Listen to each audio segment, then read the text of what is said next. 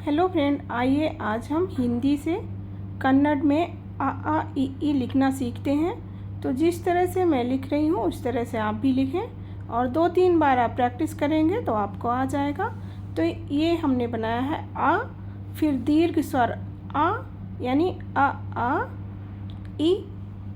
ये देखिए, कन्नड़ की पहले ई हमने लिखा, अब हिंदी की ई, और इस तरह से आपको लिख देते हैं, इंग्लिश में पता चल जाएगा आपको।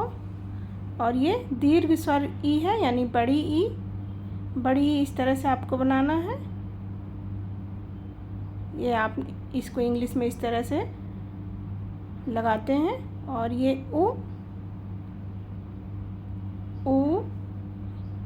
ये देखिए स्मॉल ऊ है यानी कि छोटा शब्द। और ये दीर्घ ऊ है, इसमें ज़रा सा कर्व देना है आपको साइड में, इस तरह से जैसे आपने हिंदी में लिखा उसी तरह से आप कन्नड़ में। अब रू यानी रू ऋषि, और इसको इस तरह से हम ऋषि को लिखते हैं। ए यानी कि इस्माल ए,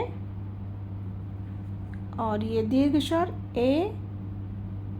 आपको पता है कि साउथ इंडियन के जो हम स्वर लिखते हैं उसमें डबल ए होता है, डबल ओ होता है, यानी दो होते हैं, और डबल रू भी होता है। अब ये है ए आए ओ, यानी छोटा स्वर का ओ है ये। आपको अब दीर्घ स्वर का ओ लिखेंगे, ये दीर्घ स्वर का वो है ओ। अब ये औ यानी कि दीर्घ स्वर औ, और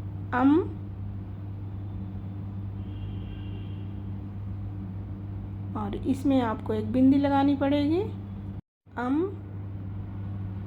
और आहा।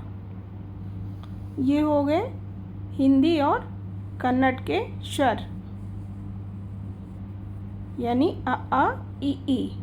अब हम एक बार पूरी तरह से देख लेते हैं, और इसके साथ साथ मैं आपको इसमें मात्रा पाई लिखना दिखा रही हूँ। जैसे आप हिंदी में मात्रा पाई लिखते हैं, जब आप 12 खड़ी लिखते हैं तो 12 खड़ी में इस मात्रा पाई से ही आप 12 खड़ी बनाते हैं, और उसके बाद ही आप शब्द और लिख सकते हैं।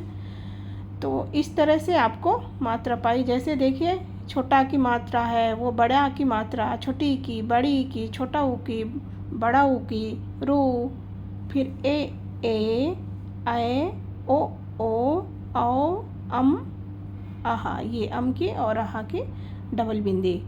ये इस तरह से एक बार हम इसको पढ़ करके भी देख लेते हैं। ये देखिए, आप अच्छे से देख लीजिए मात्रा पाई भी, और मैं बाद में भी लिखना सिखा दूंगी। इसकी मात्राएं देख लीजिए आप आराम से, ये पूरी हैं। और इसके साथ साथ मैं एक बार हिंदी और कन्नड़ की अलग अलग मात्राएं लिखना सिखा दूंगी, और साथ में 12 खड़ी भी बताऊंगी। तो ये हमारी स्टार्टिंग है। जैसे आप की बनाएंगे, समझ लीजिए यहाँ पे आप सोचेंगे 2 मात्रा क्यों हैं, क्यों? अगर आप की बनाएंगे तो आपको ये शब्द के ऊपर लगेगा और एक शब्द के शब्द आ ई ऊ रू ए आए ओ औ आहा।